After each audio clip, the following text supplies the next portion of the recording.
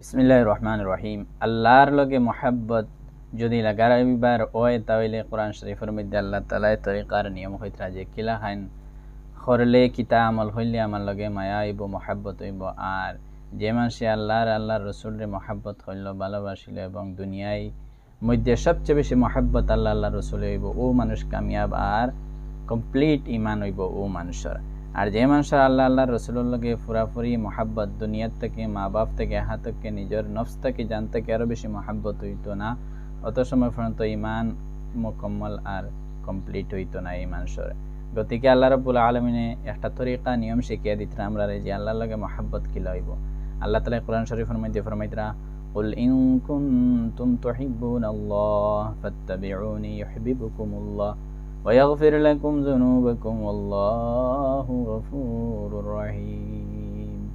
কইতরা যদি আমার লগে মহাব্বত লাগাইবার হয় তাহলে নবী হইয়া দেও তোমার উম্মত হলরে যে তোমার ইত্তেবা, তোমার অনুসরণ করতা এবং তোমার আইডিয়াল আর নমুনা বানাইতা।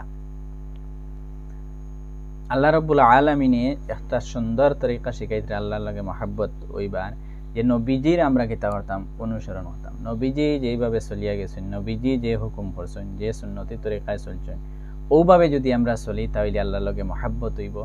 আর আল্লাহর লগে যদি মহাব্বত হয়ে যায় এই মানুষের কিতা কিতা ফায়দা হইব। এই আয়াতের মধ্যে দুইটা ফায়দা হইতা বিশেষভাবে। এক নম্বর হইতা যে কিতা তুমি যদি নবীজির অনুসরণ করো, নবীজির কথা মানিয়া চলো, সুন্নতি তরিকায় চলো, মানিয়া চলো, তাহলে আল্লাহর মহাব্বত আল্লাহ দান করবা। আর দুই নম্বর তোমার গুনারে আল্লাহ তাআলা মাফ করে দিবা। তাহলে বুঝাইছে নবীজির ইত্তেবার মধ্যে দুইটা জিনিস, আল্লাহর মহাব্বত পাওয়া যায় আর জান্নাত পাওয়া যায়, অর্থাৎ আল্লাহ মাফ করে দেন, গুনাহ মাফ হয়। দেখুক আল্লাহ রাব্বুল আলামিনে যদি কোনো বান্দারে বালা পাইলেন, কোনো বান্দিরে বালা পাইলেন এবং আল্লাহর মুকাররাবিন বান্দা বান্দির থেকে যদি ওই কোনো মানুষ, তাহলে দুনিয়ার মধ্যে কোনো মানুষ এই মানুষের নোকসান পৌঁছাইতে পারতো না। পুরা দুনিয়ায়ও মিলিয়ে যদি চাই এই মানুষের নোকসান পৌঁছাইতে পারতো না। আর পুরা দুনিয়ায় মিলিয়ে যদি চাই কোনো নফা পৌঁছাইতো, আল্লাহ যদি চাই নফা পৌঁছাইতা না, তাইলে বান্দায় পারতো না। আল্লাহ যেটা চাইবা এটাই করতে পারবা। গতিকে আল্লাহ রাব্বুল আলামিনের মহাব্বত, আল্লাহ রাব্বুল আলামিনের লগে প্যার ভালোবাসা হইল সবচেয়ে উপরে স্তর, হইল গিয়া সবচেয়ে। তারপরে আপনার দুনিয়াদারি ব্যাপারে আল্লাহ রাব্বুল আলামিন নবীজির শিখিয়ে দিতরা, যদি হও আমার লগে মহাব্বত লাগাইবার হয় তাহলে তোমার ইত্তেবা হরুকা, তোমার উম্মতে তোমার অনুসরণ হরুকা এবং তোমারে আইডিয়াল আর নমুনা বানাইয়া চলুকা।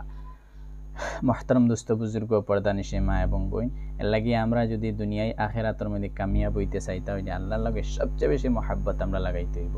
আজকাল যদি ও জিনিসের মধ্যে মানুষের সময় বেশি দেয় যেটার লগে মহাব্বত বেশি থাকে, যার লগে বেশি প্যার ভালোবাসা থাকে, তাইলে আমরা এখন যদি দেখি আল্লাহর থেকে, আল্লাহর ইবাদত থেকে, নামাজ থেকে, তিলাওয়াতে কতটুক দূর সরিয়া গেছে। এর মানে হইছে কি আল্লাহর লগে মহাব্বত বহুত বহুত বহুত কমে গেছে।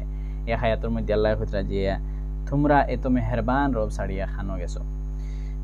আল্লাহ যে মানুষের বালা ফাইলিবা, জিব্রাইল আলাইহিস সালাতু ওয়াসসালাম রে ডাক দেন আল্লাহ তাআলা। জিব্রাইল আলাইহিস সালাতু ওয়াসসালাম রে ডাক দেন দিয়া কইন যে আমি অমুক মানুষের বালা পাই, অমুক বান্দারে, অমুক বান্দিরে আমি বালা পাই, গতিকে তুমি বালা পাও। তখন এই জিব্রাইল আলাইহিস সালাতু ওয়াসসালামেও এই বান্দার এই মানুষের বালা পাওয়া শুরু হইলা। আর বালা পাওয়া শুরু হইলার পুরা আসমানের যত ফেরেশতা, lakh crore million trillion billion ফেরেশতা হলরে হুকুম করেন যে তোমরাও কিতা করো, এই বান্দারে এই মানুষের বালা পাও। তখন সব আসমানের ফেরেশতা হলে বালা পাওয়া শুরু হয়ে গেল। আর আসমানের মধ্যে এই বান্দার তারিফ, এই বান্দির তারিফ শুরু হইল। আর ঠিক বলা হাইন পুরা জমিনের যত মখলুকাত আছে, সারা মখলুকাতের দরমিয়ানে হতায় এলান করে দেওয়া হয় যে আল্লাহ তাআলা এই বান্দারে, এই বান্দিরে, এই মানুষের বালা পাইন, গতিকে তোমরাও বালা পাও। তখন প্রত্যেক মখলুকাত, দুনিয়ার প্রত্যেক মখলুকাত কিতা করেন, এই মানুষ, পশু ইত্যাদি সব জিনিসে মহাব্বত করা শুরু করে এই মানুষরে। এই হইল গিয়ে আল্লাহর লগে মহাব্বত করার বিশেষভাবে দুনিয়ার মধ্যে ফল।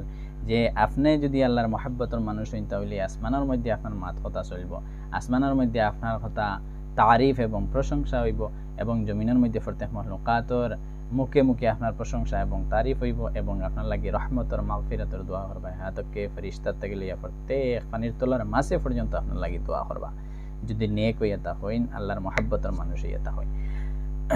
আর যদি হইতা এর উল্টা, যদি কোনো বান্দারে আল্লাহ খারাপ পাইন, কোনো বান্দারে নফরত করেন, তাহলে জিবরাইল আলাইহিস সালাতু ওয়াসসালাম রে ডাহাতেন দিয়া যে আমি অমুক বান্দারে, অমুক বান্দারে, অমুক মানুষরে খারাপ পাই নফরত করি লানত, তখন জিবরাইল আলাইহিস সালাতু ওয়াস সালামেও আসমানের মধ্যে এলান করেন দেন অমুক মানুষের আল্লাহ তাআলা খারাপ পাইন, অমুক বান্দারে আল্লাহ তাআলা রহমত থাকি দূর করো।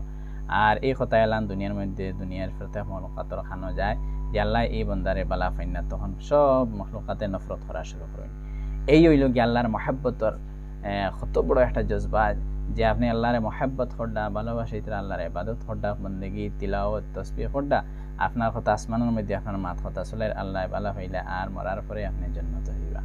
আর যদি আপনি ইলাহাইন ওইন যে আল্লাহর মহাব্বত রই না, তাহলে দুনিয়ার মধ্যে তো কোনো মখলুকাতে এর লাগে দেখবা কোনো সময় আপনার কাছ থেকে কোনো মানে মানুষের কথা হনের না, হাতকে নিজের আওলাদ নিজের বিবি কোনো সময় আপনার কথা হনেন না, আপনি বুঝবা যে কিতা আমার কাছ থেকে বড় কোনো এক গুণা হয়ে গেছে।